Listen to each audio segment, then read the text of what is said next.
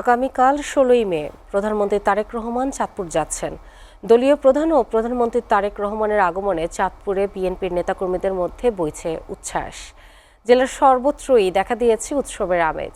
এ বিষয়ে বিস্তারিত জানাতে চাঁদপুর থেকে সরাসরি যুক্ত হচ্ছেন সহকর্মী জিএম শাহিন। শাহিন, চাঁদপুরের প্রধানমন্ত্রীর আগমনের সর্বশেষ প্রস্তুতি কেমন নেওয়া হয়েছে আর কি কি কর্মসূচিতে অংশ নেবেন প্রধানমন্ত্রী, বিস্তারিত জানাবেন।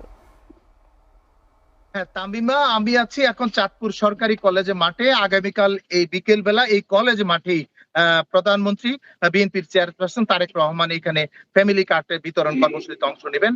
আগামীকাল দিনব্যাপী চাঁদপুরে তার প্রধানমন্ত্রীর কর্মসূচি রয়েছে। তিনি বেশ কিছু কর্মসূচিতে অংশগ্রহণ করবেন। বিশেষ করে খাল খনন কর্মসূচি রয়েছে, দুটি খাল খনন কর্মসূচি রয়েছে, ফ্যামিলি কার্ড বিতরণ অনুষ্ঠান রয়েছে, পাশাপাশি রয়েছে বিএনপি নেতা কর্মীদের সাথে মত বিনিময়।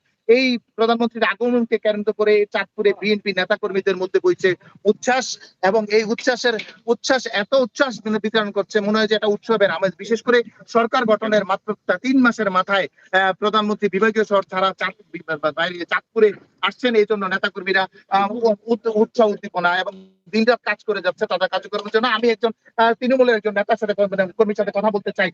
আপনাদের যে প্রধানমন্ত্রী আসছে এবং এই কর্মসূচি আপনাদের প্রস্তুতি কেমন, আপনারা কি কেমন ভাবে দেখছেন আপনারা বিষয়টাকে? আমরা দীর্ঘ 22 বছর পরে আমাদের প্রধানমন্ত্রী চাঁদপুরে আসছেন।